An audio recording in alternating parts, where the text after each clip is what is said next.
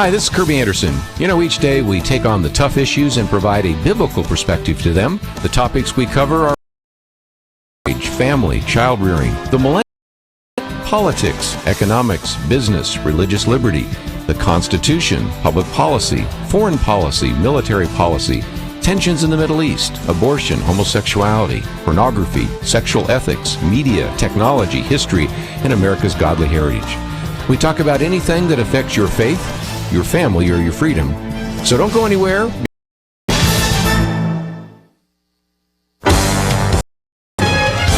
Across America, live, this is Point of View.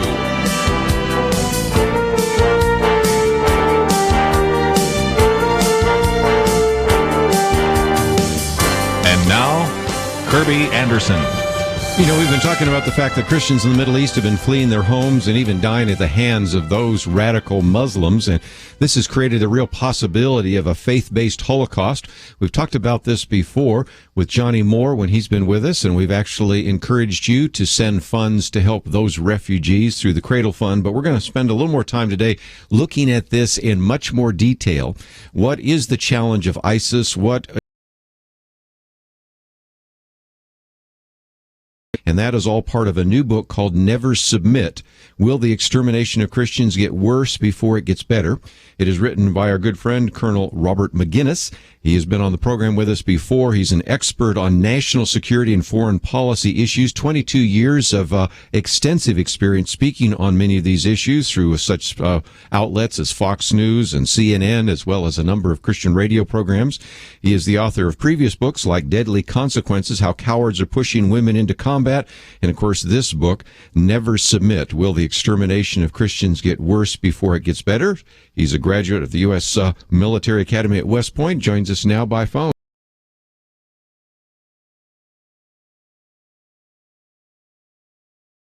Good opportunity here to talk about your book, which is huge. I would certainly recommend anybody that wants to get a handle on Islam, on ISIS, on military strategy, on the ancient tensions between Christianity and Islam. You cover all of it in a book that's almost 400 pages. We also have posted on our website. Looks to me like Russia is delivering advanced military hardware to the Syrian military, and then this fight between the Syrian regime and ISIS is continuing on. What do we know from that part of the world right now?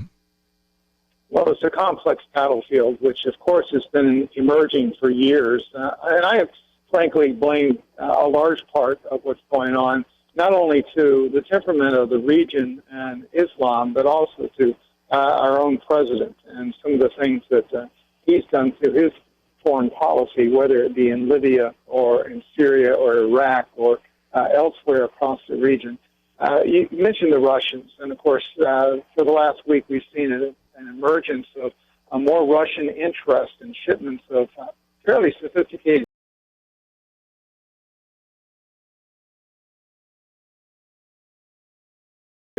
and then landing in eastern or western that is holding on to power.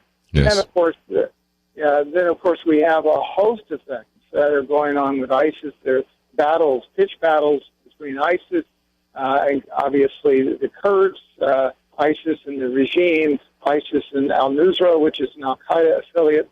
And then of course, if you go over in Iraq, news coming out of the Iraqi security forces who don't seem to be able to fight.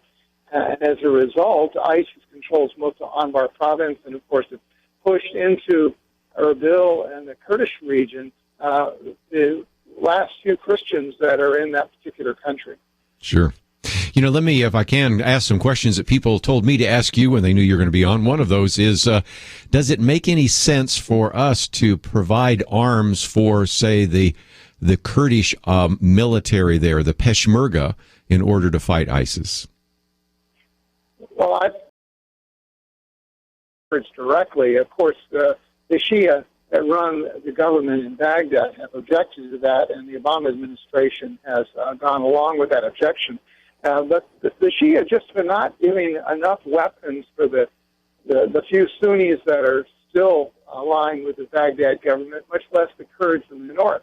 And, oh, by the way, the NDAA, National Defense Authorization Act of this year, authorized those weapons to go not just to the Shia, but also to the Kurds and the Christians. And I asked that specifically and quote that from a member of Congress in my book, that, the Christians,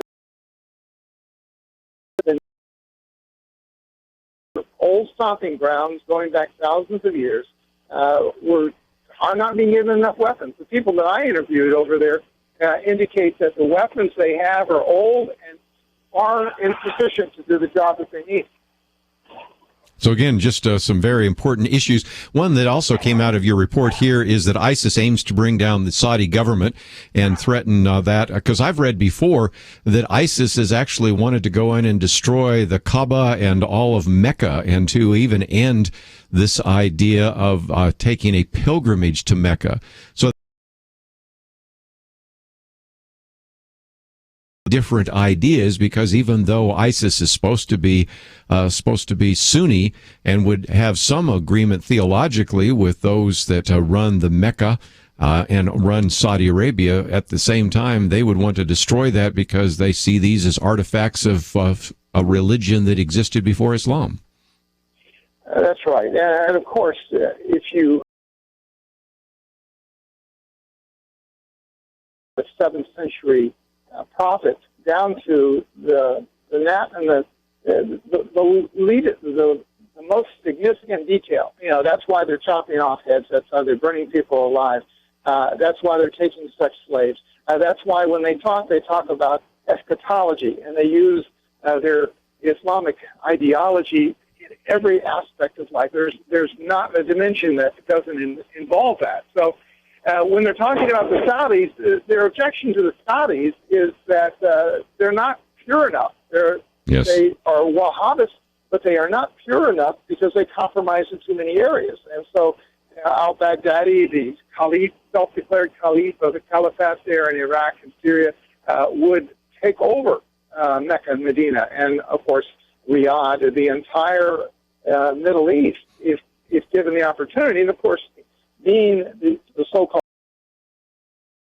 he looks back through history and he sees that the Ottoman Empire conquered a lot of territory, and those that came before him conquered a lot of territory, to include Southern Europe. So, these people have grandiose ideas, and it would appear they're far more successful than anyone would have speculated even a year ago. Very good. We're going to take a break. You might be able to find it in your local bookstore. We've made it very easy for you to look at it and find out a little bit more. We've got an article about him and the book from WorldNet Daily and all sorts of other information about him. So that is available at the website pointofview.net. I'm going to look at this issue of Christian genocide and then some of the aims of ISIS and other radical Muslims. But then as well, Colonel Maginnis not only can speak to the military issues, but also as an evangelical Christian. We have a section in the book about future implications and end times prophecy, as well as what must be done to stop it. So it is perhaps the most complete book I've ever seen on these topics that we address on a fairly regular basis here at Got information about it on our website, and we'll come back and continue our conversation with him. And then, as you might imagine, we'll open up the phones. I'm sure you'll have some comments or questions. Stay tuned. We'll have more right after this.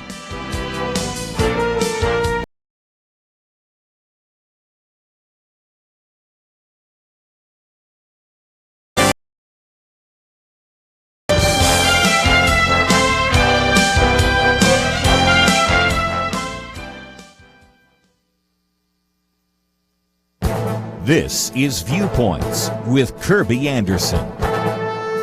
Those of us concerned about the rising national debt often have trouble convincing others about the problem because of news articles and commentaries that minimize our concerns. A good example would be a recent New York Times column by Paul Krugman with the title "Debt is Good." Well, I guess that settles it. He's an economist with a Nobel Prize to his credit, and if he doesn't think the national debt is a problem, well, I guess none of us should be concerned. Fortunately, John Goodman was willing to take on the issue and explain that debt is not good. Paul Krugman argues that issuing debt is a way of paying for useful things, and we should do more of that when the price is right. The United States suffers obvious deficiencies in roads, rails, water systems, and more. Meanwhile, the federal government can borrow at historically low interest rates. That's a good point, though I would rather we paid with those improvements with a balanced budget. John Goodman says there's a problem with that analysis. He says going forward, we are not going to be borrowing money in order to invest in projects that will produce social services far into the future. We're going to be borrowing money to pay for current consumption. Think of debt in your personal life. Borrowing money to fix up your house is probably a good investment, especially if you're someday going to sell your house for more. That is very different from borrowing money by using your credit card so that you can go to fancy restaurants and buy expensive meals. Most of our debt in the future will be to pay for entitlement programs where we have promised more than we can afford given expected taxes and premiums. Our current obligations are over $100 trillion. We don't have $100 trillion in the bank earning interest. So when you look at it this way, you can see that our national debt and our future obligations are not good. I'm Kirby Anderson, and that's my point of view.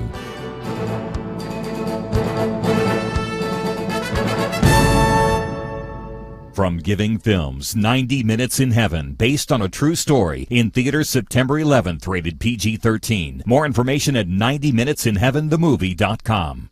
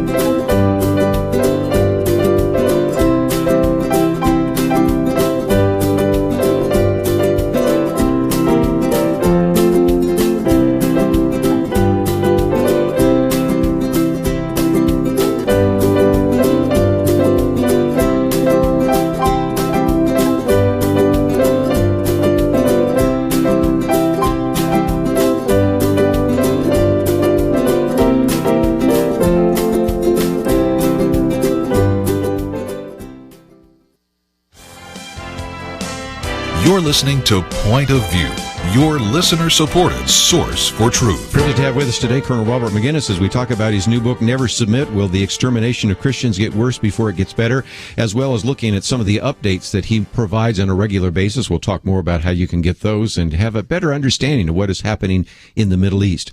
But Robert, one of the things you talk about early on in the book is the Islamic treatment of Christians and non-Muslims. You know, I've had some people say, well, ISIS is not Muslim, it's just a cult because they're killing Christians, oftentimes killing other Muslims. But you point out that there is a real justification that radical Muslims of different stripes have, because as they read in the Quran or the Hadith, they have, at least those who take this as a literal interpretation, all sorts of a justification for what's taking place in the Middle East right now. Well, in fact, that's true, Kirby. The Islamic trilogy, you mentioned the Quran, which of course are the revelations given by Muhammad to Muhammad by the angel Gabriel, allegedly, and then the Hadith, which are a bunch of anecdotes, thousands and thousands of anecdotes about Muhammad and his sayings. And then the third part is the Sirah, which is the biography of Muhammad. So you take all three of those, and interestingly, the Quran is only 14% of that. You take all of that, and you get a lifestyle approach, the things that every Muslim is expected to do. Now, when you ask the Muslims of the world, 1.6 billion of them, and you do it randomly, so your sampling is not that big, and they, for the most part, only a small minority are truly orthodox. They follow every tenet of the ideology.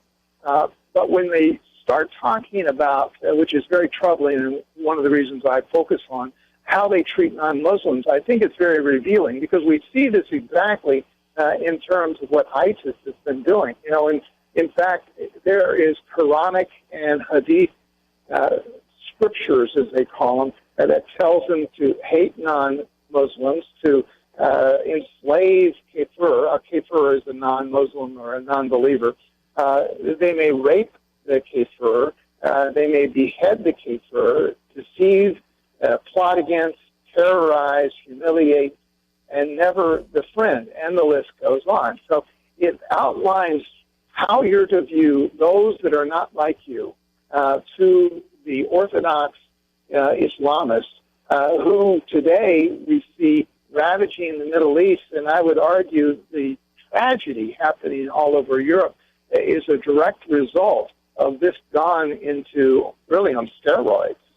Well, and again, one of the things that I would certainly commend the book to individuals is each one of those statements is, again, cited from the Quran, whether it's Quran 47 or Quran 6 or 86 or Surah 8 or 9 or whatever it might be. And there are obviously sometimes people will call in that are Muslim and say, well, I don't believe that. And I go, well, okay, I'm glad you don't. As a matter of fact, I'm glad you're in the United States. The point is that radical Muslims do, and they believe that they have, if you will, quote, scriptural support for those actions. So when you have an individual like even the president or the former governor of Vermont, Howard Dean, and others say, well, they're not Muslim because they're killing other Muslims. They're not Muslims because they're killing other Christians. Well, they're Muslim in the sense that they're taking a fairly literal interpretation of those verses. They don't contextualize them. They don't say that applied only to Muhammad's day, but they believe they apply to today. So they have, if you will, scriptural warrant for some of the things that they're doing in the Middle East. True?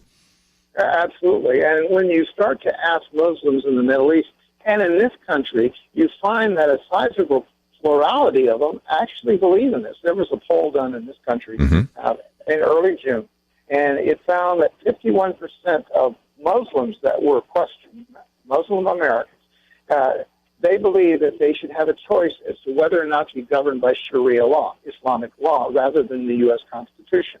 You know, interestingly, that 29% believe that ISIS is, in fact, Islamic.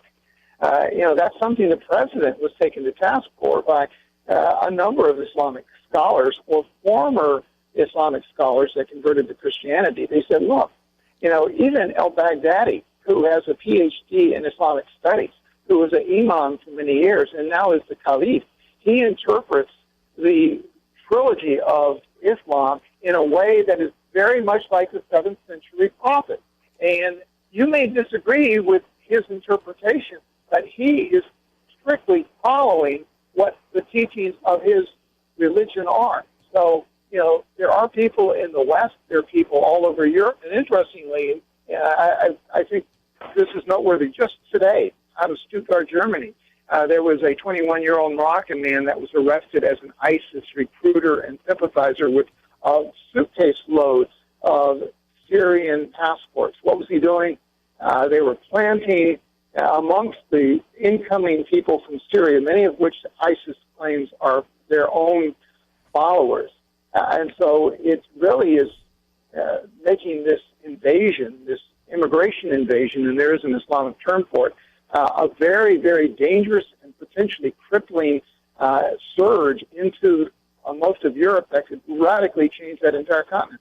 Again, we've talked about the possibility that there would be members of ISIS in that, and now you've sort of given confirmation for what we probably suspected in the first place, and it's just, again, an apparent problem that we have on the part of the news media, maybe even some people, and of course you've worked in the Pentagon and others, to really face the kind of evil and subterfuge that radical Muslims want to engage in order to use our freedom and various crises to advance their desire to have a worldwide and universal caliphate.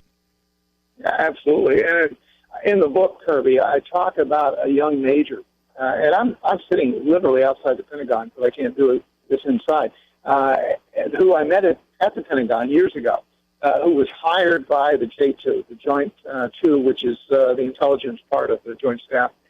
And he was hired to examine Islam and to find the implications it has for our fight. Well, he was quickly turned out when the advisor to the Deputy Defense Secretary found out, who happened to be an Islam advisor to the Deputy Defense Secretary. He lost his job. And I read his material, and he was saying much the same thing. He went to the Quran and the Hadith, and he found out what they say about non-believers, what they say about the West. They call us the great state, after all.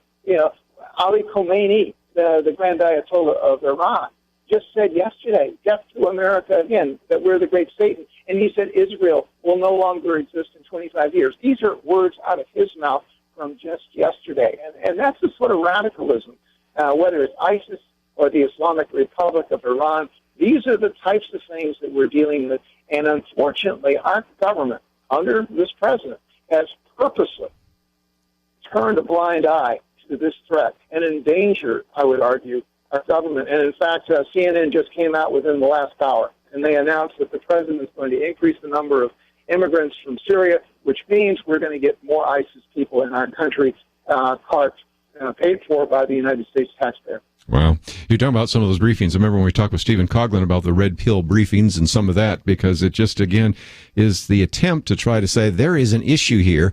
There is a problem that we need to address. And maybe after the break, I'd love to ask you another question somebody wanted me to pose to you, and that has to do with, of course, not only the allowing of Syrians to come in here, but this Iranian nuclear deal, which I think is a treaty, but some people say it's not a treaty and probably will not even get an up or down vote in the Senate. And I know in your recent updates, you have some information about that as well. So let me take a break. And when we come back, I want to give some of you a chance to join the conversation today, because this is something that is obviously one topic, as well as just to get in a little more detail into the mindset of those individuals who are radical Muslims. And so if you would like to join the conversation, that number is 1-800-351-1212. If you go to our website, you'll see that we have information about Colonel Maginnis. We also have this article that appeared a while back, and it gives you a little better understanding of the book, Never Submit. And it talks about how the United States is showing total ignorance to the Islamic threat. Now, this particular article that appeared in WorldNet Daily has got a number of quotes from Colonel Maginnis, but it's a piece that you might want to print out, pass on to others. You might want to maybe share it on your Facebook page, or if you have a blog or something like that, because it's kind of the issue we've been talking about today. We almost have a sense that whether it's in the mainstream media, whether it's in some aspects of our government, there's almost a blindness to the threat that we face. And of course, many people think that this is a very great threat, even at a time when we're told by some of our leaders that the great threat is climate change. No, I think one of the great threats is radical Islam, and I think we've demonstrated that on this program many times before. So you can find that information on our website, pointofview.net, and you can also find out a little bit more about this book, Never Submit. Will the extermination of Christians get worse before it gets better? We'll continue our conversation with Colonel Maginnis, but we'll also open up the phones, 1-800-351-1212. We'll be back with more right after this.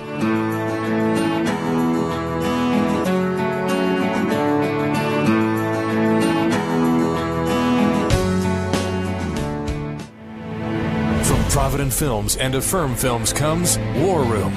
Tony and Elizabeth Jordan's marriage is turning into a battle, and their daughter is caught in the crossfire until Elizabeth meets Miss Clara. This is my favorite place in this house. I call it my war room. And learns that prayer is a powerful weapon. War Room.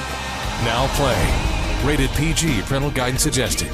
More information is available at warroomthemovie.com. As you fight in your war room, please include Kirby and Point of View in your prayers. We have a very important opportunity right now. A wonderful friend has said that he will match every gift in September up to a total of $50,000. Point of View needs that support to keep equipping you for your life inside and outside your war room, both as you pray and as you live. So please call now and give generously. 1-800-347-5151 or online at pointofview.net.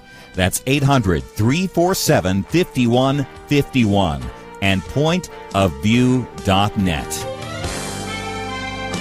Point of View will continue after this.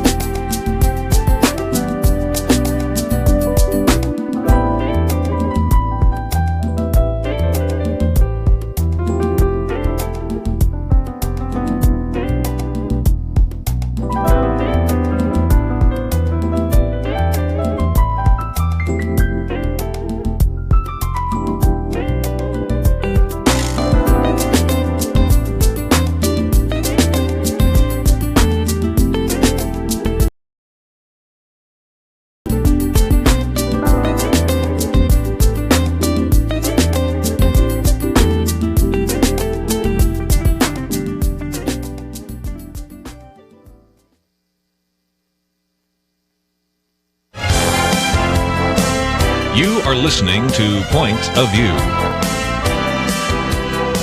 The opinions expressed on Point of View do not necessarily reflect the views of the management or staff of this station. And now, here again is Kirby Anderson. Continue our conversation today with Colonel Robert Maginnis. And again, he's outside of the Pentagon right now, joining us by phone. He'll be going from there to an interview on Fox News, so you can watch that as well. But Colonel Maginnis, let's, if we can, talk just for a minute about this Iranian nuclear deal. I know today in your Iraq-Syria update, you have an article that talks about another one of these individuals, a particular general, who is very concerned about how this would undermine U.S. credibility and even encourage Middle East allies to align with Russia and China. Tell us more, if you might. Well, we're already seeing, obviously, Russia in bed with Iran and Syria, with the ratcheting up of the number of weapons and personnel that are pouring into the area around Damascus, going to the defense of Assad, who, of course, is also a lackey of the Iranian regime. The Chinese have been in the region for a long time, and they're selling things to the Saudis, and the Saudis are getting cozy with them just because of the threats posed by Iran. So when you see these people running from, General Sisi, the president of Egypt, has been in Moscow recently, and Putin was down there in Cairo. We give them almost $2 billion a year because of the 1979 Camp David Accords, and now they're very cozy with the Russians because we stiff-armed them. But keep in mind, our president was the one that wanted to install and helped install Mohammed Morsi, who was the Muslim Brotherhood leader that had to be removed because not only was he undermining the I think the best intentions or the best direction for the country, but he was turning the dogs loose on the Christians, the Coptic Christians, and they were being killed and their houses and the churches destroyed. So we have that. We have what they're doing with clearly against our best friend, Israel. And you've heard the statements by Benjamin Netanyahu and how threatening, the deal that our president is forcing through with the cooperation of the UN and the rest of the world. And so you look across here, no wonder people lose confidence in this. He has a failed foreign policy in virtually every single part of that region, and now we're seeing the implication is that there's a flood of people leaving the region out of deathly fear of what's going on and what might happen in the future. Yes. Let's take a phone call. We'll go out to Texas first. David, you're on with Colonel Robert Maginnis. Hey, I'm really enjoying the show. My question with Colonel Maginnis is, do you think that Israel, in light of this deal, will take a preemptive strike on Iran's nuclear facilities since they've already done it twice before? And if so, will they do it soon, given that Russia has agreed to sell and deliver that S-300 missile defense system sometime after the first of the year? Well, certainly the military in Israel has been turned down a couple of times. They, reportedly by the former defense minister, said that they were ready to go. Now, does Israel have all the capability they need? Probably not, to destroy all the mini sites in Iran. But I think their concern is that if something isn't done, that they're going to harden those facilities further. They're going to deny, of course, the IAEA access to places that are identified through satellite imagery and other intelligence assets. But, your alternative, if you're Israel and you're listening to Ali Khamenei earlier today or yesterday, that, he's still dead set on destroying Israel. He wrote a book that was released a couple of months ago on destroying Israel.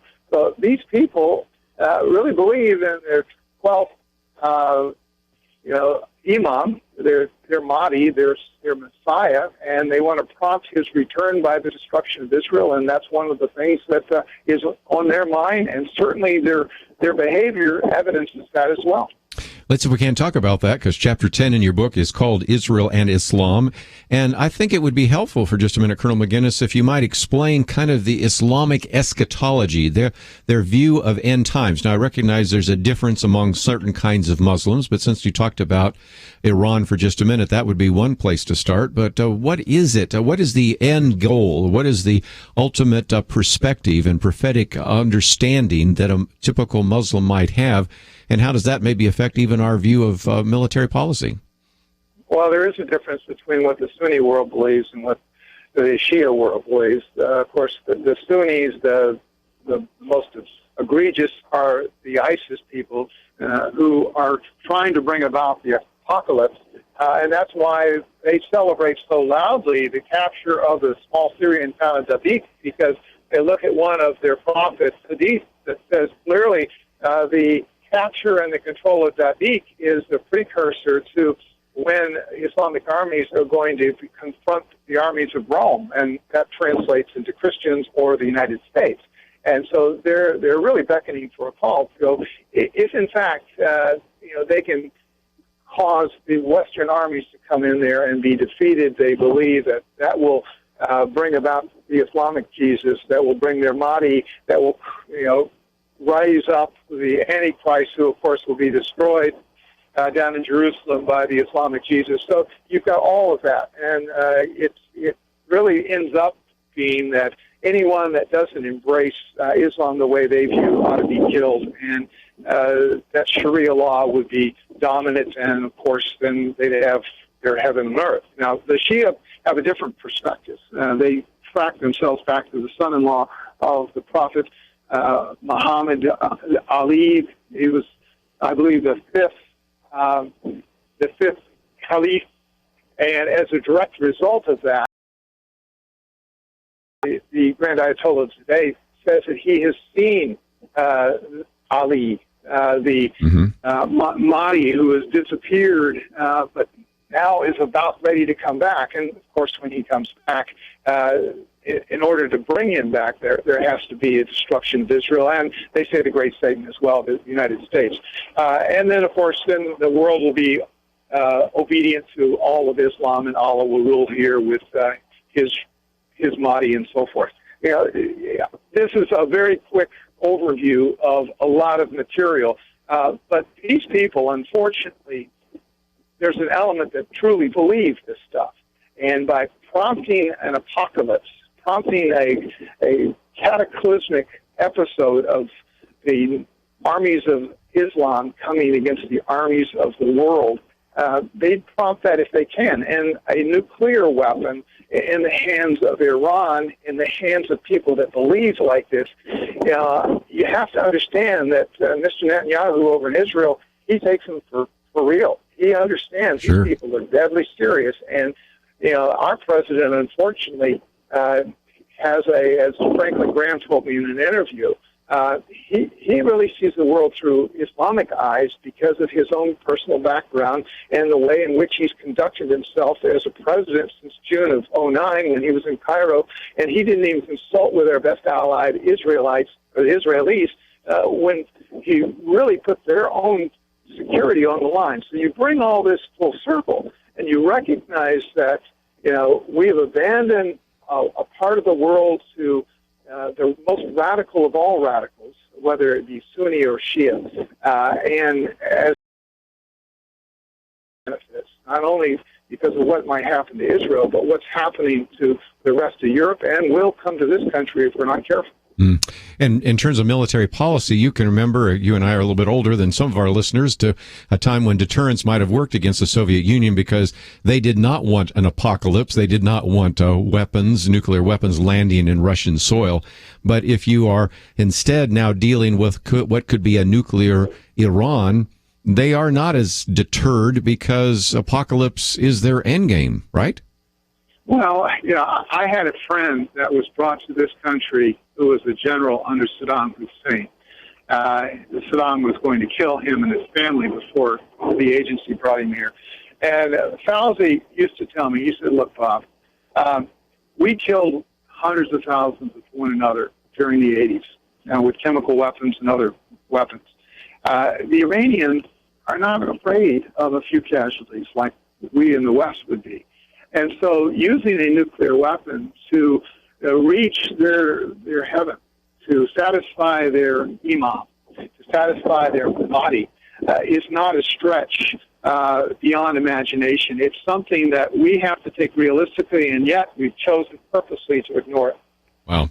Let's take a break. When we come back, we will give another one or two of you, if you'd like, real quickly to ask a question. We have Robert Maginnis with us, and again, the book is entitled Never Submit. Will the Extermination of Christians Get Worse Before It Gets Better?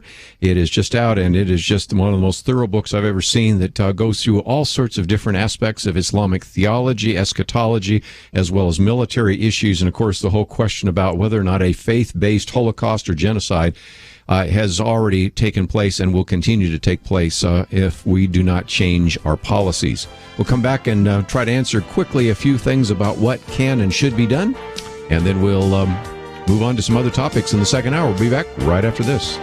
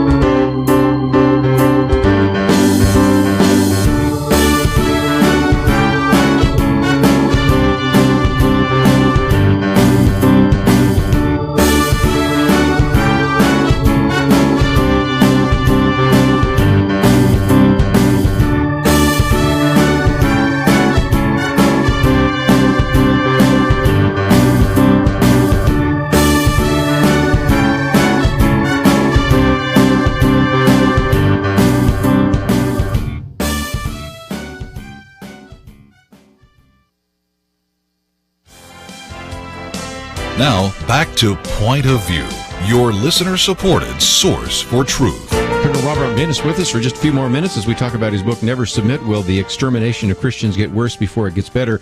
And Robert, I thought we might for just a minute talk about that section, what must be done to stop it. First of all, of course, you talk about the need for Christian leaders to speak out. And of course, I know that you have had very kind comments from Franklin Graham and others that have appreciated your stand and your information. And I certainly want to salute him and others for speaking out. But there's a lot more that can and should be done if indeed we are going to, as a body of Christ, speak out against the faith-based genocide that is taking place right now. Well, in fact, I think it really needs to begin here at home to a certain degree. We need to recognize that Muslims need Christ. And as Franklin Graham made it very clear in my interview with him, he said every church that has a Muslim community nearby ought to have a ministry that reaches out to them. Because by and large, when you talk to people that work with Muslims and bring them to Christ, most of them have no idea about their faith. And when they're exposed to genuine Christian love, they turn their heart to Christ. And so I try to, I present that in the book. I introduce people to people that will come in and teach them how to reach Muslims for Christ. But at the same time, I talk about community, what you have to be aware of in your teaching about Christianity. We know about issues there. I talk about what's happening in the prisons. The vast majority of people that are leaving the prisons have been exposed to Islam, and a very surprising high number have converted to Islam, and they're converting thanks to the Wahhabists, the Saudi influence, the flow of money in there, the imams that are there, and they're radicalized. And they go out and they produce a whole bunch of bad things on the streets of America.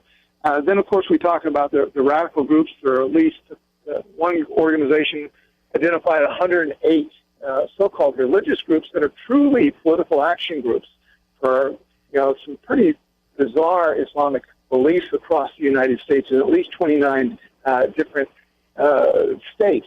You look at these issues, you look at others in the local community, and you ask, when was the last time my pastor talked about the threat posed by Islam in my own community, in my own school, in my own neighborhood? These are issues that of some gravity that ought to be dealt with because they're affecting us even today in America. And then I deal with the national level. I'd say that for a lot of good reasons, Christians ought to be involved in the political process because here in America we have the privilege of voting and we have a Republican type of government, a representative type of government where we're given the opportunity to participate. And then we ought to make it very clear to the presidential candidates out there, and there are plenty of them, ask what are their beliefs about these things, and then publicize that, and let the American people decide whether or not the future leader ought to have a particular position. And I go through this in what I call the campaign plan. It's top to bottom. It's fairly thorough, and of course, I have an entire chapter on three great leaders, men of setting an example. Certainly Wilberforce, Bonhoeffer, and of course Martin Luther King, who in his letter in '63 at the Birmingham jail, I think outlined, what we all ought to embrace as believers in Christ in terms of how we ought to interface with our government. There are things that we must say. We have to be the conscience of our government, and if we aren't, then we get some of the terrible things that are happening today. I might just mention, too, you've got lots of very practical things about how to know your enemy, sections on how to, for example, vaccinate the public schools from Islamic practice and vaccinate communities from Sharia law, and go down a very long, very detailed list of very practical things people can do. And again, the book is 300, almost 400 pages. And so, again, it's just a great resource for any of you, and for those of you that want to speak to this issue or want to understand it more, I would certainly recommend it. And Robert Maginnis, just before I let you go, because I know you have a Fox News interview, any ideas on how people can use the book? Because I've already suggested that it's something that pastors and concerned citizens will want to get a copy of. Well, certainly pastors should. We need pastors to be aware that there's a spiritual war going on here. And we provide some evidence in there and some material can help them. But we certainly need to be involved in our local communities.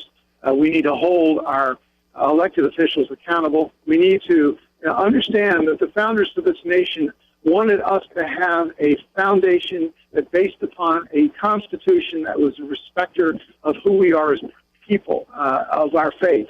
And yet, there are those that are coming to this country that want to scuttle our Constitution and replace it with a harsh 7th century Sharia law. That's not a figment of my imagination. There's plenty of evidence of that.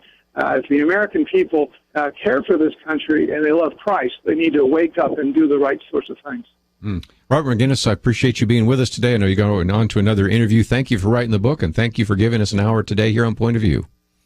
Thank you, Kirby. Let's, if we can, take a break, and when we come back, we will be talking with Tony Perkins. He has a new book out called No Fear, which are the real stories of courageous individuals that have been really standing for some of these issues. And just as we have been talking about the persecution of Christians overseas, we have to recognize that maybe the persecution here in America isn't quite as significant, but it's still there. And so we're going to talk a little bit about people like Lila Rose and Aaron and Melissa Klein. And we'll talk about the Benham brothers, just to mention a few off the top of my head that we'll address and give you a little more information about them. And so, again, those are some resources we also want to put in your hand as we talk about these very important issues.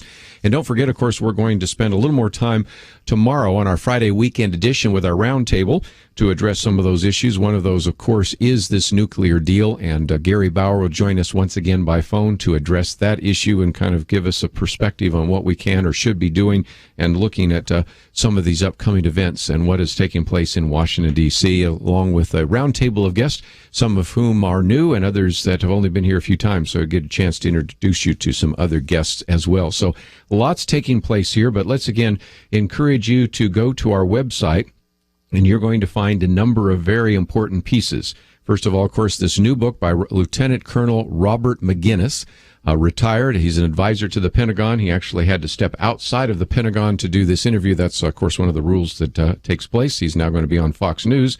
And in this book really goes into a tremendous amount of detail as to what we need to know about these issues. The issue of Christian genocide. What is actually the primary views of many of these radical Muslims? What are the implications and even the end-time prophecies that animate some of these groups? And then finally, what must be done to stop it? And that ranges from the political to the spiritual to the military responses. And all of that is in this book called Never Submit. We're going to be talking just a few minutes with Tony Perkins. We have information about his book and also the Family Research Council, so take the time to visit the website pointofview.net. My commentary today is on the national debt, something that I like to keep front and center from time to time, so if you haven't had a chance to read that, you can read it, and I would also encourage you, if you have not signed up to receive it in your inbox, we make it available to you every single day. We also, of course, as we have mentioned just recently now and begun to talk about, have a matching challenge in which your gift right now will be matched dollar for dollar. And from time to time, we have some individuals that come along and say, you know, I really want to help you out, so let me give a gift. And only stipulation is that as people give, we can match that. So if you've been sort of saying, you know, I really appreciate the kind of news and information I get here at Point of View, and maybe I should make a gift right now, would be a great time to do so, because we've had one individual step forward and make that possible. So I would encourage you to do that, and you can find out more about it on our website, pointofview.net, along with our take action items and, of course, our information about our tour of Israel and Greece next year. So all of it available at the website, pointofview.net. Take the time to visit the website and take advantage of the information we have there. And if you can support us, we would appreciate that as well. Let's take a break. We will talk back with Tony Perkins right after this. A devastating disease is loose in the United States, dishing out pain and loss beyond measure. The menace is sin. Its debilitating results include faulty reason and harmful attitudes. Our children and grandchildren need you to step up right now and help Point of View make a difference. Kirby and the team have the antidote for what ails us, the good news of Jesus Christ and his prescriptions for all of life and culture. But to distribute this antidote costs about $65 each minute we're on the air. Step up today. Help us deliver the antidote. Give $65 and underwrite a minute, or $130 and give Kirby a platform for 2 minutes. Give online. Use the donate button at pointofview.net or call 1-800-227-1444 or send your donation to Point of View, Box 30, Dallas, Texas 758 221. 1 minute, $65. 2 minutes, $130. Do more if you can, but do something today. Point of View will continue after this.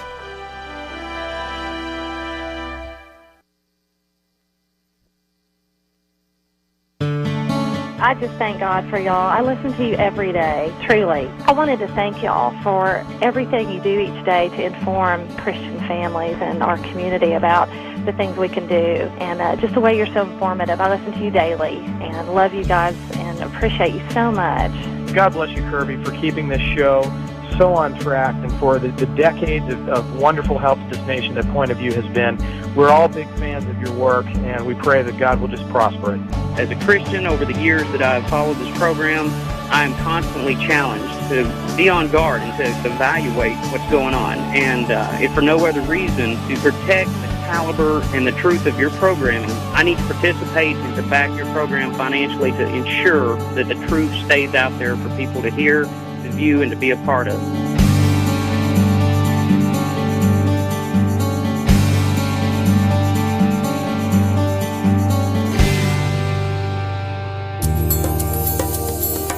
This is Point of View Radio.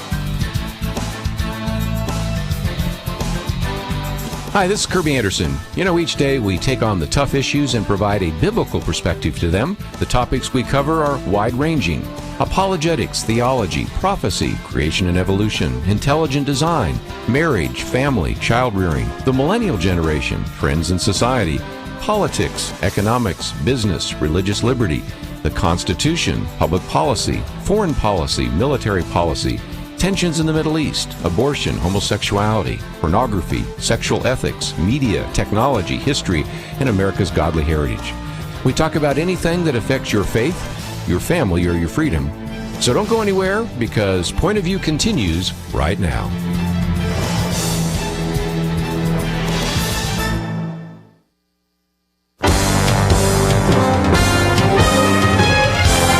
Across America, live. This is Point of View.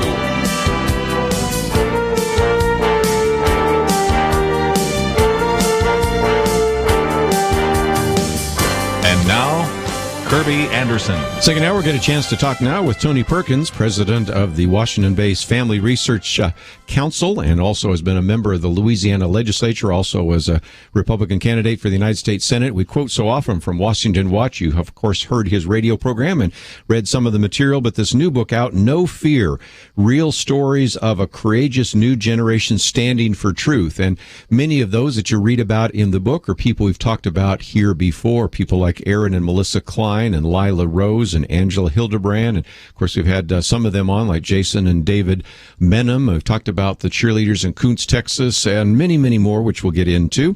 And so I think it will be a real encouragement to you. So, Tony Perkins, thank you for giving us a few minutes today here on Point of View. Well, thanks for the invitation, Kirby. Always great to be with you. One of the things I enjoyed about the book was even before I read the stories, and that is what your dad said about you. I've known you for a little while, and I learned all sorts of things about how courageous you were even as a young man. And so it was not surprising, but it was a great insight into you. And I would encourage people that oftentimes when you read a book, you sometimes jump past the preface. This is one you don't want to miss, because you'll learn a little bit more about Tony Perkins as well. So that was enjoyable for me. But let's see if we can get into a couple of these individuals. Lila Rose, probably, we go back a long way when she first was at UCLA, first started doing some of these investigative reports. But I know that you decided to lead with her because of the courageous ideas that she had of doing, if you will, behind-the-scenes undercover investigative reports. Well, Kirby, I didn't, this book actually, by the way, has been about a 5-year process. I'm not as good as you are when it comes to writing books. You've written a lot of them, probably written more than I've read, but this was one that I was approached by an agent, said, hey, you need to write a book. And I said, well, it's not what I do. But I had been doing a Bible study on the words, fear not or have no fear. Sure. And I just went through the Bible, and I picked out all those words, and I just studied the context in each of them. And what I found was that almost always those two words, fear not or have no fear, preceded God doing extraordinary things through ordinary people. And so at the same time, I began kind of tracking what young people, because we're doing an intensive outreach over the last 5 years just to connect with the younger generation. And, of course, when we started this process, we had no idea that we would be in the midst of Planned Parenthood and this big scandal that's unfolding with them with these videos. Well, Lila was one of the first ones that I did an interview with and decided to lead with her in the book. And she's really the one that cracked the door and did the first real undercover investigation of Planned Parenthood, which has set the stage for the Center for Medical Progress to do what they have been doing, which, if any, this may very well be the thing that takes down Planned Parenthood. And what I did in these stories is these profiles, I wanted to go beyond just the actual incident that occurred or the encounter or the challenge, and go back and tell a little bit about them, go back to their childhood, how they grew up, what was their past, what was the making of this moment where they chose to have a greater fear and reverence of God than they did a fear of man, which is really is what this book is about. And then the following of each chapter, I didn't want to just leave it at challenging young people to resist or be rebellious or even pursue this libertarian streak that we have going through our culture today. But we lay a biblical foundation. With Lila's case, in that profile, we juxtaposed her to the Hebrew midwives in their stand against Pharaoh when he ordered them to take the lives of the Hebrew babies. And so we lay a biblical foundation for young people to stand fast in their faith in Jesus Christ. Let me just mention to our listeners that if you're a pastor, and certainly Tony has a pastor's heart, or you're a Bible study leader, this book by Waterbrook is a good example of something that you could use. 13 chapters, that fits pretty well to a quarter. And the first one is really taking you through some of those ideas of fear not with Abraham and Moses and Joshua and Mary and Simon, Peter, and Paul. And then he takes you through a section dealing with one of those individuals, ties it back to a biblical story, and then ends with at least 4 or 5 questions. So this would be, don't you think, Tony, an outstanding kind of study that you could do either as a small group study or even something if pastors wanted to use this as a sermon series over a quarter. I think you've put all the pieces together so that they could talk about real life examples now and that tie it back to some of the biblical passages.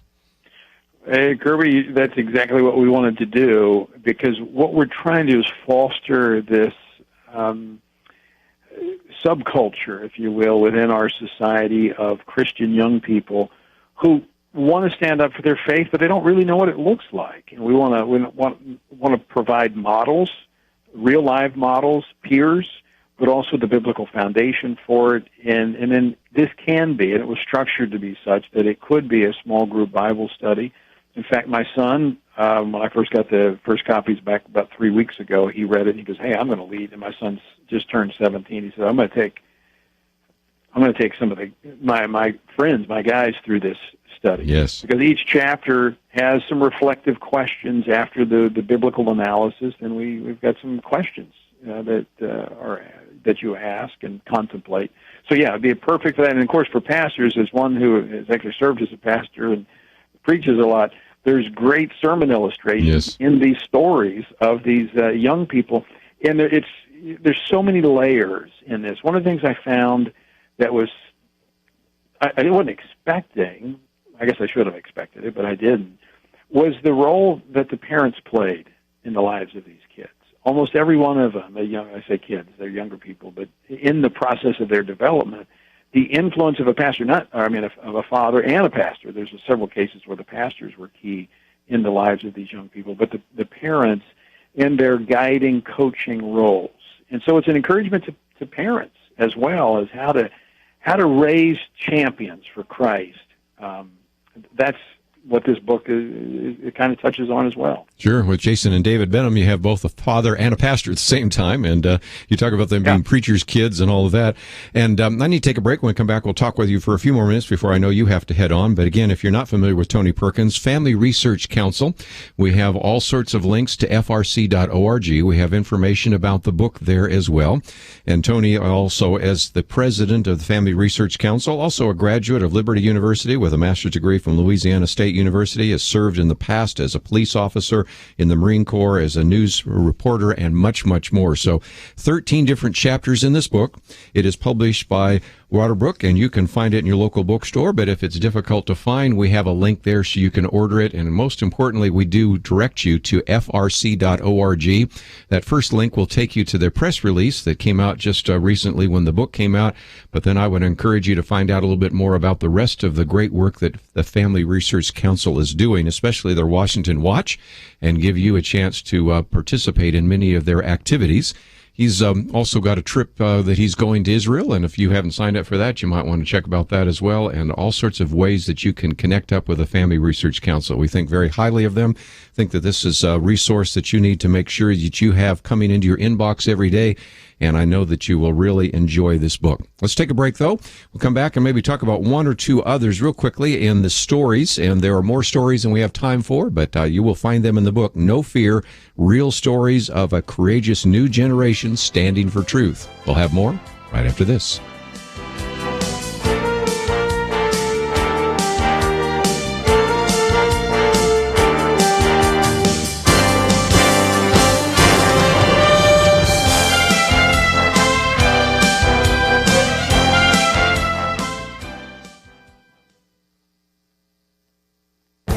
This is Viewpoints with Kirby Anderson.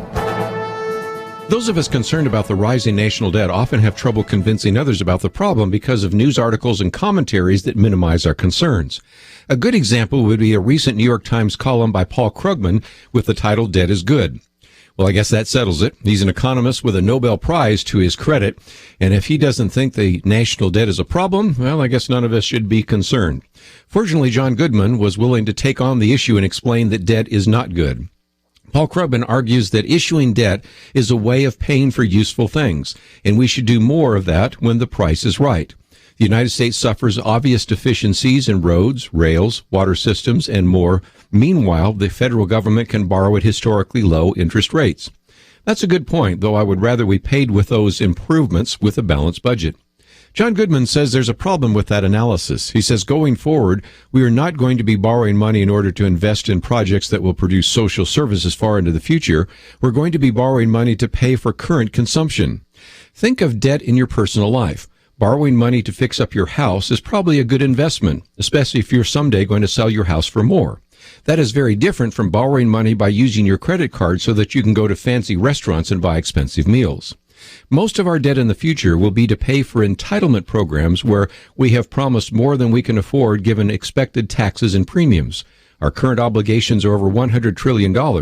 We don't have $100 trillion in the bank earning interest. So when you look at it this way, you can see that our national debt and our future obligations are not good. I'm Kirby Anderson, and that's my point of view.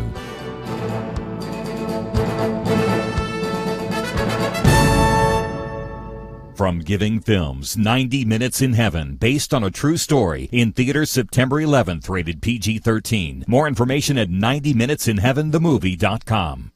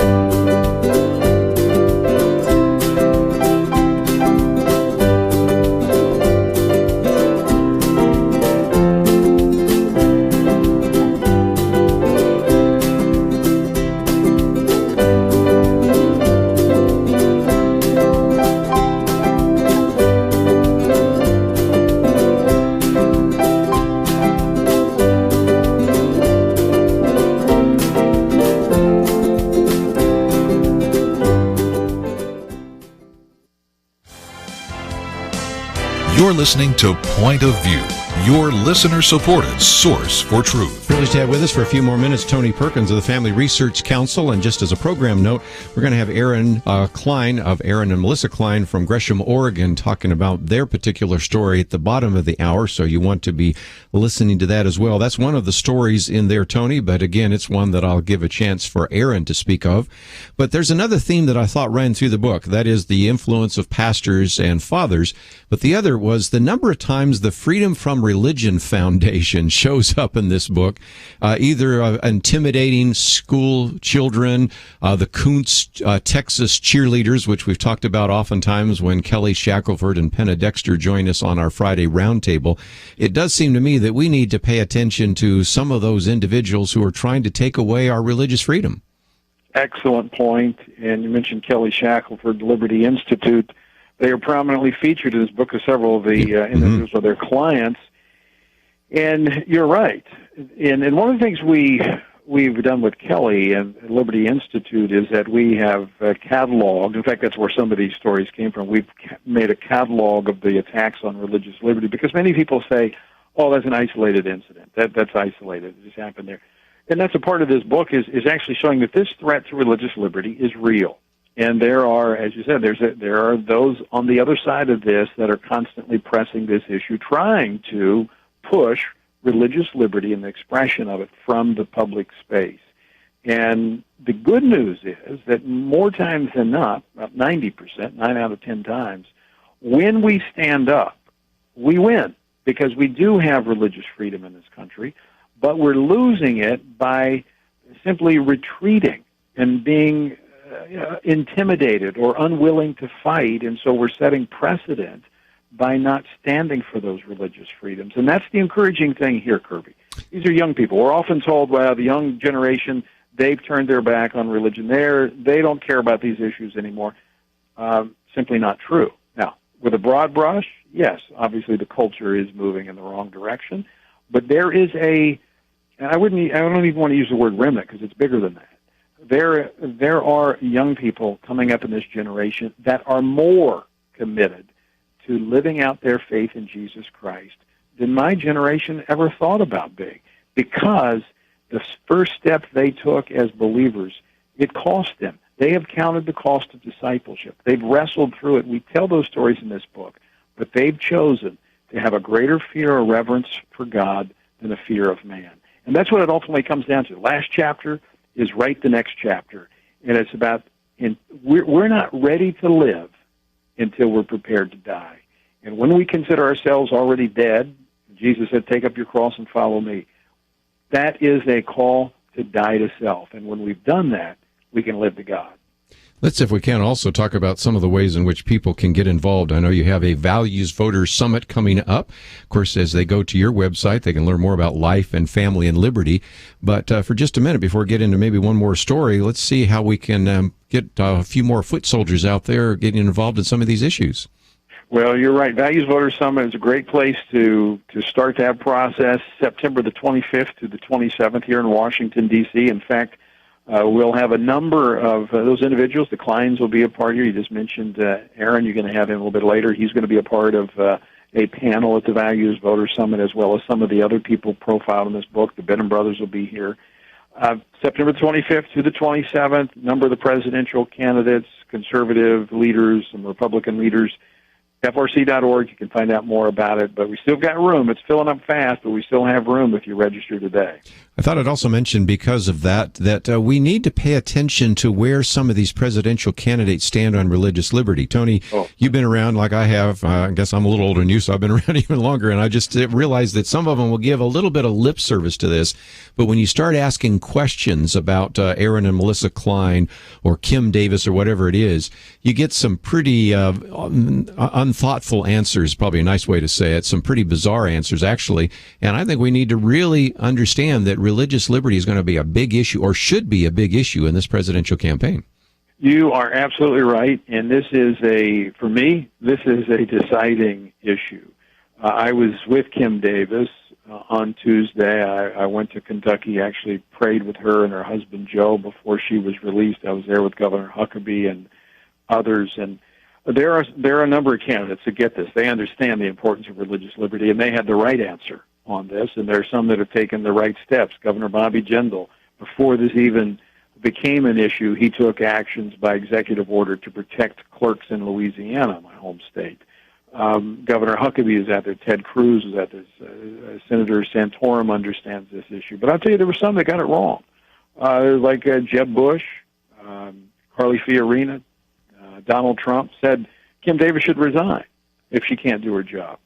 Well, that is a fundamental misunderstanding of the freedom of religion. We have a long history in this country of accommodating people based upon their orthodox religious views, and there's nothing more orthodox than orthodox view of marriage than a union of a man and a woman. I mean, that predates this country.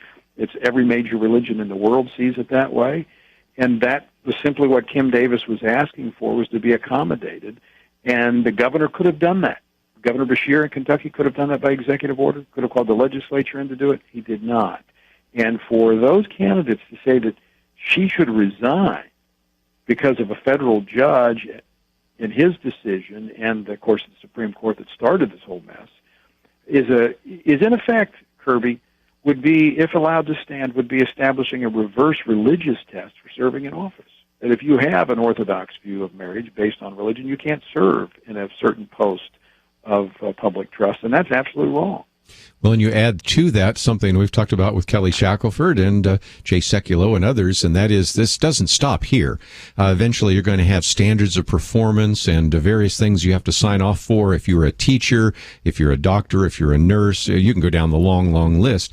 And so eventually we're going to say, well, we can't have Christian clerks, can't have Christian doctors, can't have Christian nurses, can't have Christian teachers, because somewhere along the line they'll insert something about sexual orientation. And if you really have a strong stand on that issue, that's enough to get you thrown out, don't you think? Yeah, absolutely. And what this is doing, where we're heading, is an effort to quarantine faith within the four walls of the church.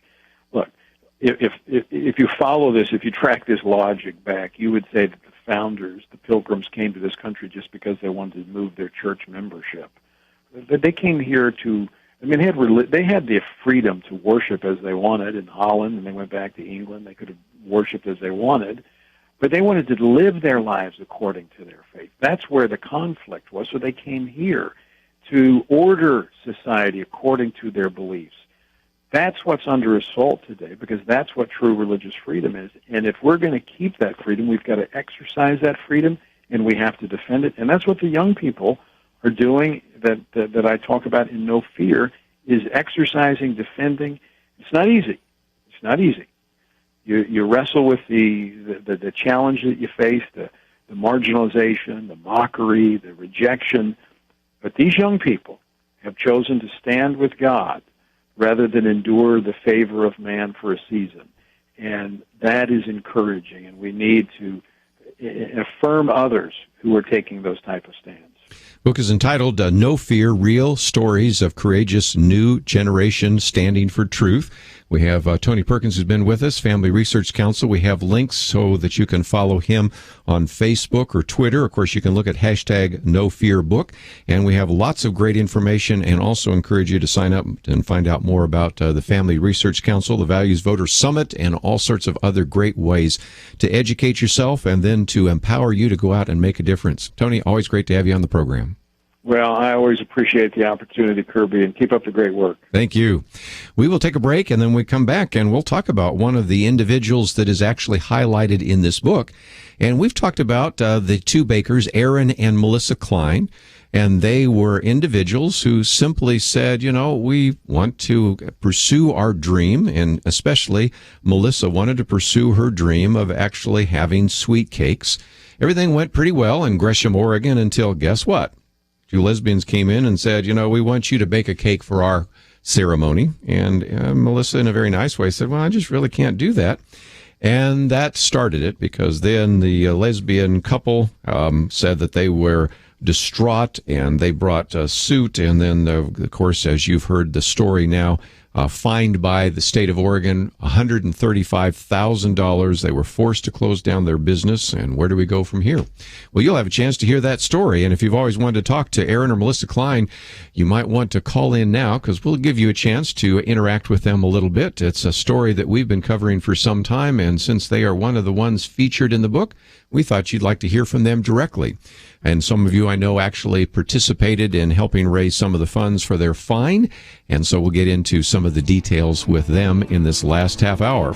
So call us if you'd like, 1-800-351-1212. If you want to wish them well or encourage them, they would appreciate that as well. When we come back, Aaron Klein will be with us. We'll talk about what happened there in Oregon. All that coming up right after this.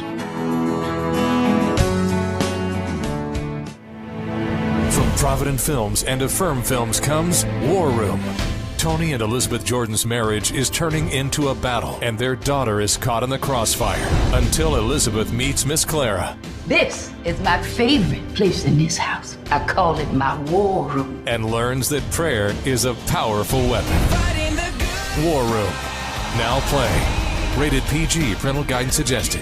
More information is available at warroomthemovie.com. As you fight in your war room, please include Kirby and Point of View in your prayers. We have a very important opportunity right now. A wonderful friend has said that he will match every gift in September up to a total of $50,000. Point of View needs that support to keep equipping you for your life inside and outside your war room, both as you pray and as you live. So please call now and give generously. 1-800-347-5151 or online at pointofview.net.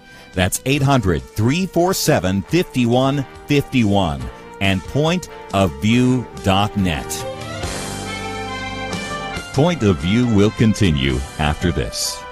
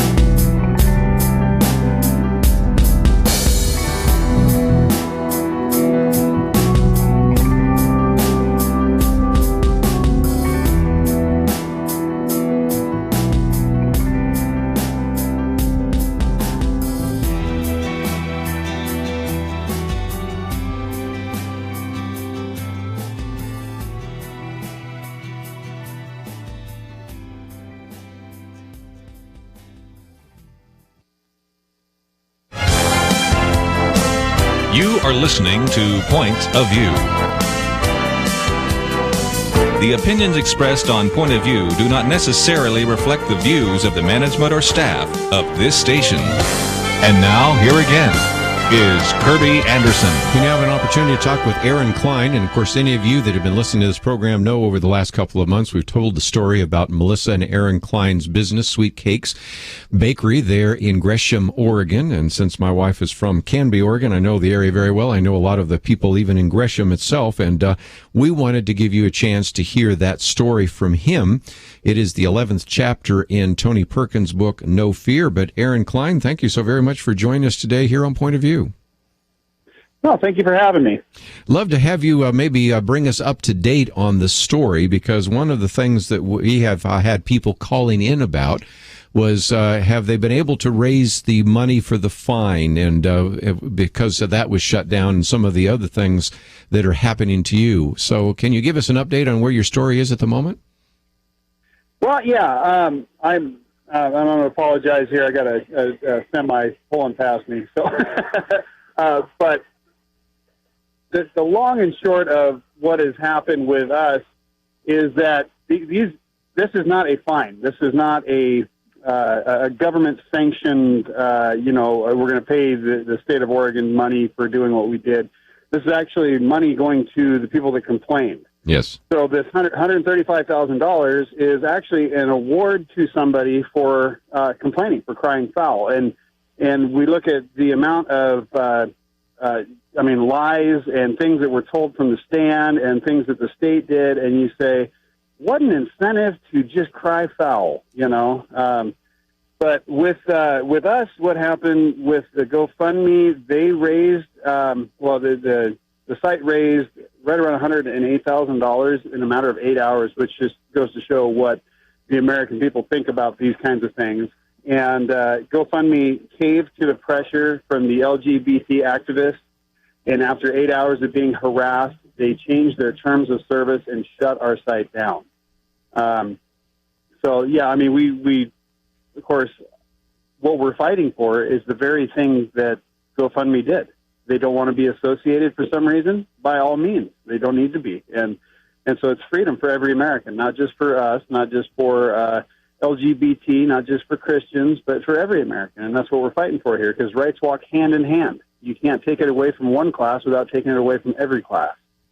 Now, originally, this was what the Department of Justice there in Oregon had an investigation, but they dropped it. So it's really the Oregon Bureau of Labor and Industry that brought about, and I'll still have to call it a fine, I don't know what else to call it, a payment that you have to make.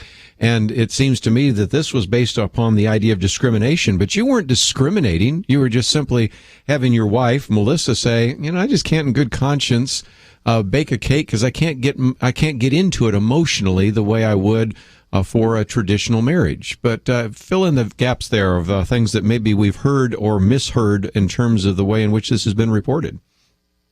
Well, it's been called discrimination based on sexual orientation. That's absolutely not the case. If this was any kind of discrimination, it was discrimination on an event. Many events we wouldn't do. This is simply a situation where we can't, in good conscience, celebrate something that we don't believe is right. And that was the case for divorces. That was the case for inappropriate bachelor and bachelorette parties. We wouldn't take part in those because it was something we didn't believe was right. And so, yeah, same thing. Would not use Melissa's God-given artistic talent to create a work of art to celebrate that. And that's where we were coming from. Now, the state tried telling us that, no, the two are intertwined. You can't tell somebody no for one event and not tell somebody no for everything, and that's not the case because these girls were return customers. So it is fundamentally different than what Brad Avakian, the Commissioner of the Bureau of Labor and Industry, has asserted. Now, just to get into the nuts and bolts of it a little bit, Brad Avakian is a very, very biased commissioner. That office that he holds affords him the leeway to apply that bias in ways that can absolutely destroy a business or a person in this state.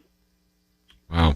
Have you been in contact at all with the Jack Phillips and the Masterpiece Bakeries up there in Colorado? Because in some respects your story is the same, although what they seem to be wanting to do to him is even more onerous because they want him to go through almost like a re-education program. But have you been in any contact with him at all? Yeah, we know Jack Phillips. In fact, I called a couple weeks back. I called and apologized to him because they actually used my case, my administrative law opinion against him on his appeal. Wow. And here we go. We're watching state by state, they're grabbing an opinion from a bureaucrat and calling it constitutional law in another state. That's scary. That's scary because that means that my opinion is just as valid under the Constitution as anybody else's. And if I got into a position of power like that, I could just say whatever I want, and another state might grab that and say, well, hey, we can use this against this person, and we'll call it constitutional, you know. And we're really what we're really looking at is a bureaucratic system that is designed to railroad somebody who gets involved in it. If you'd like to join our conversation, 1-800-351-1212. We have Aaron Klein with us for a little bit longer. And Aaron, of course, the question that's on a lot of people's minds is where do you go from here? And, of course, you may not necessarily know that, but I would love to find out that ever since you've had this ruling come down in January, what is the future for Aaron and Melissa Klein? We are actually in the process of appealing this. Now, the irony in this situation is we had Ellen Rosenblum, the Department of Justice, State of Oregon. She actually said this was not our department. This is not something we're going to get into. Now we're in the appellate process, and guess who's fighting for the state? Ellen Rosenblum and the Department of Justice. So the very person that we originally had a complaint filed with is now the person who we are dealing with. They're going to now pick up the cause of the mess that was made by the Bureau of Labor and Industry and try to somehow make constitutional sense out of that. Of course, we assert that there is no constitutionality in the ruling that came down because, once again, we're taking religious freedom, artistic expression, freedom of speech, and pitting it against something the Constitution never mentions, and that is the right to sexual orientation. How can people help you? Because one of the questions, obviously, that people would love to ask is, of course, they can be praying for you and in the appeal. But ever since we heard about the LGBT group shutting down GoFundMe, and they were wondering, well, okay, now what can happen, and how can individuals help Aaron and Melissa Klein? Well, there's an interesting thing about the GoFundMe story. That changed their terms of service, and so of course they shut down Barnell Stutzman's. That's Arlene's Flowers in Washington, right? And they've strayed away from anybody else. Now the irony is the terms of service is heinous crimes was in there. They actually have people sitting awaiting trial for murder that are raising money through GoFundMe, and because it hasn't got their attention in the way this did, they're not shutting the site down. But we did have Continue to Give. I believe it's out of Wyoming. They stepped up. Or Wisconsin, excuse me. Stepped up and said, "We want to help you guys out. We want to do this." I said, "Hey, I'm going to let you know right now. You're going to get harassed." And they said, "Well, that's the price of standing for Christ." And so that's what they've done. We've raised enough to protect our belongings, and that's really what this was about. Because the state would put a lien on my house, put a garnishment on my wages, attach my bank accounts. In effect, make it impossible for me to pay my monthly bills, which then, of course, I would default on my mortgage. But we do have the availability to pay that if need be. However, the state at this point is demanding that we pay it just because we have the means. And my stance on that is just because I can doesn't mean I should. I'm going to play out my appellate process, which is enshrined in the Constitution, and you need to give me a stay. They told me, we said you were guilty, therefore every other court's going to find you guilty. And that's, a very pompous attitude to have, and that's really what we've seen from the state this whole time. Now, as far as people helping, I would say this. We need to stand up. As Christians, as conservatives, as people who have moral standards that we adhere to, we need to stand up, and we need to be heard. We have elections coming up. We have positions that need to be ran for. We need to get involved in the government because that's how the church sways the government in this country. You're never going to sway the government by just shouting and making a noise and then just sitting back and watch what happens. No, we need to actually get involved. Start at the school board level and all the way up to governor, even the presidency. Let's get involved. I would certainly agree. We talked with Tony Perkins just before he came on here, and that was one of the questions that I raised there as well, because we need to sort of pay attention to what some of our candidates are saying about this very issue. Let's take some phone calls. Jacob in Georgia, what would you like to say? Yes. I just want to thank the gentleman there, the brother there, for his courage to stand behind, his conviction in the Word of God. Question, is that what would he ask the body of Christ to do in these type of predicaments? What could he speak to the church and the body, how they could come and really give support to this attack by Satan. Okay, let me take a break because we have one of those mandatory breaks up there. And Aaron, when we come back, I just wanted to ask you that question and kind of what we can do and what they would say to others. I had somebody the other day call in and say, I can't remember which one it was, a mother and a daughter, but one had a florist shop, one had a bakery. And I said, oh boy, you're going to be in for it because that's a kind of a double whammy, if you will. So I want to come back and give you a chance to respond. And if you'd like to join us, 1-800-351-1212. We'll take some more calls right after this.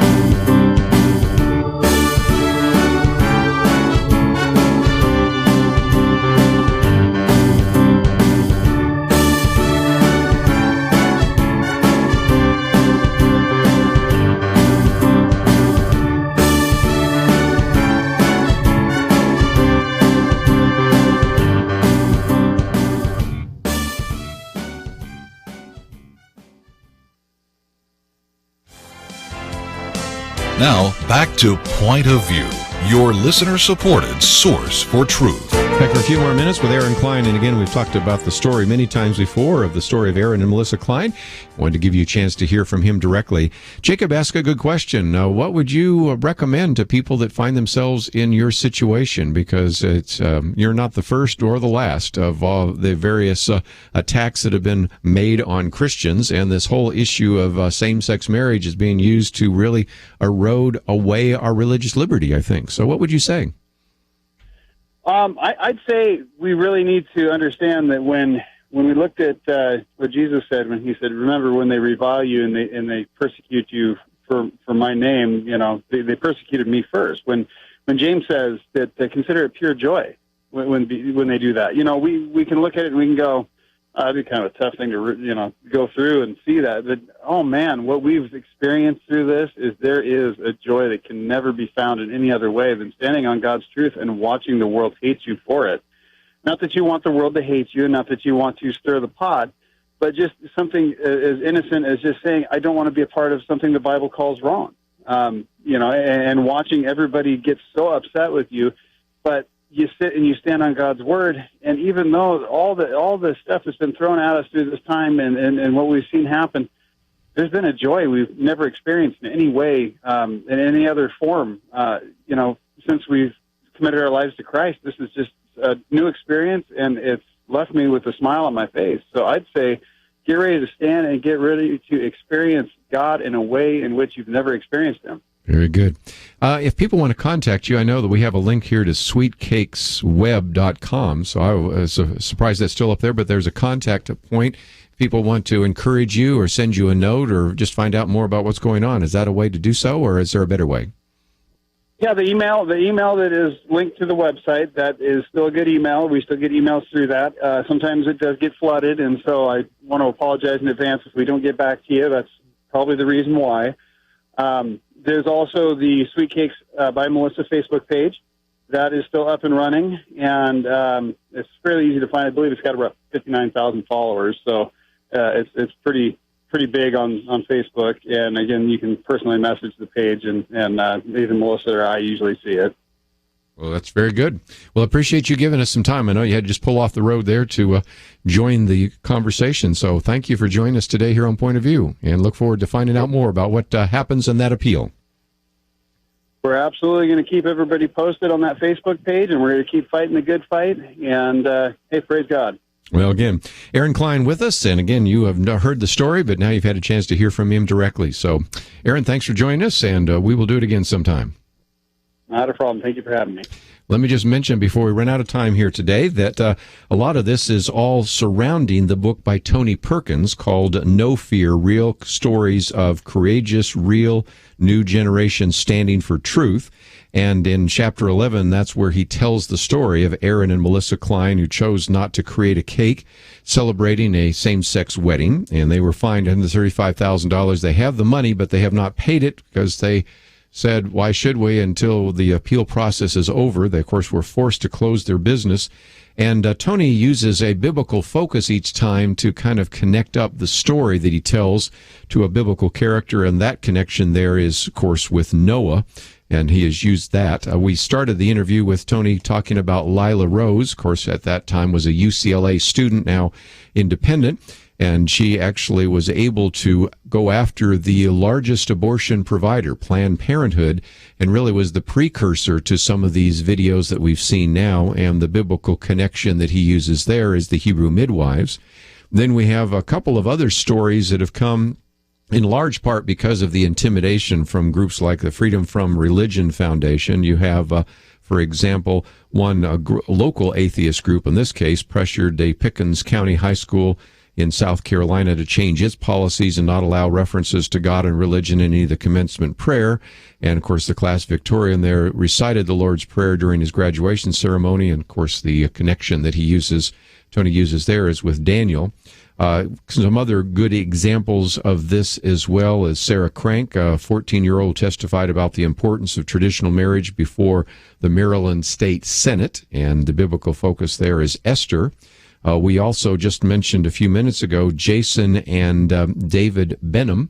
They've been on the program with us before, and you might remember here they were going to actually have this, I think would have been a very successful program on HDTV on flipping houses. Flip It For It was what it was called.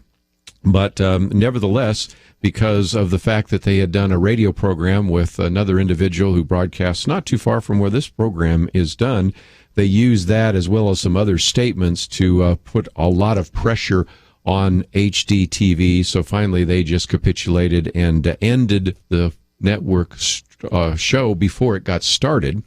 And the biblical focus there is on David.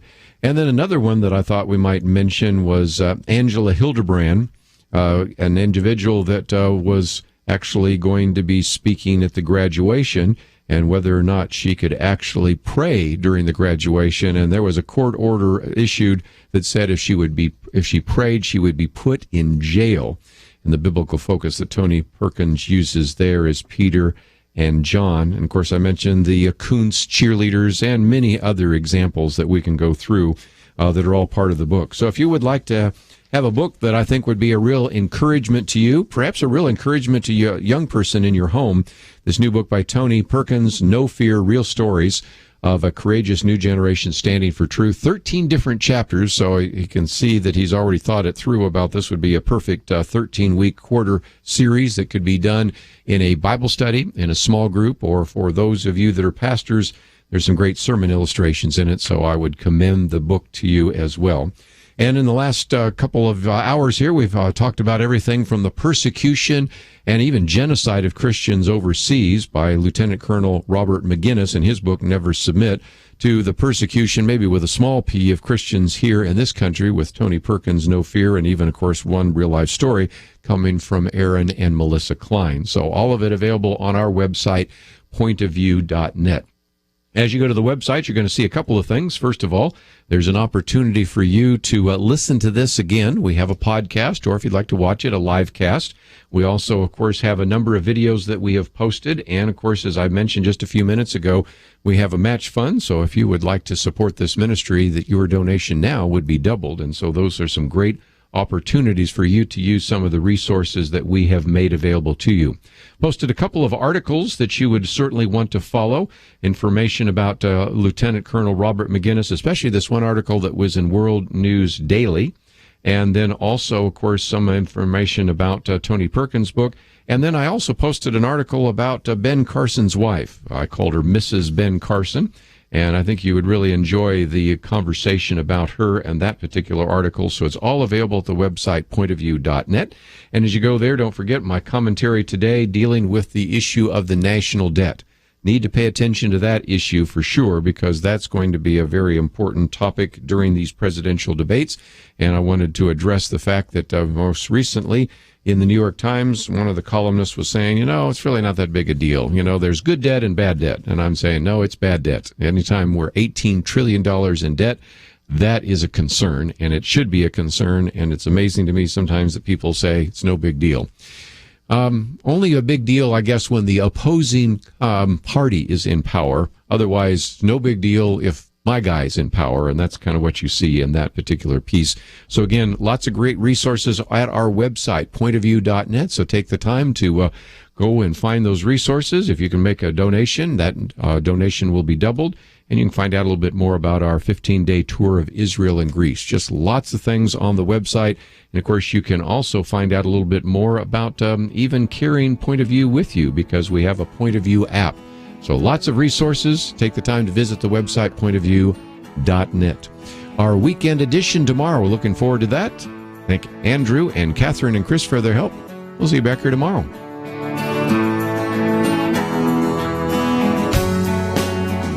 Please remember September, the month that your gift to Point of View will be doubled. Give $25, it becomes $50. Give $50, it becomes $100. One of the ministry's very special friends wants to motivate you to give, especially if you've never given before. No gift is too little nor too big. Please give generously. Help us equip believers to represent Jesus Christ in this very important and critical hour. Call now and give 1-800-347-5151 or online at pointofview.net. 800-347-5151 and pointofview.net. From Provident Films and Affirm Films comes War Room. Tony and Elizabeth Jordan's marriage is turning into a battle, and their daughter is caught in the crossfire until Elizabeth meets Miss Clara. This is my favorite place in this house. I call it my war room. And learns that prayer is a powerful weapon. War Room. Now play. Rated PG. Parental guidance suggested. More information is available at warroomthemovie.com. Point of View is produced by Point of View Ministries.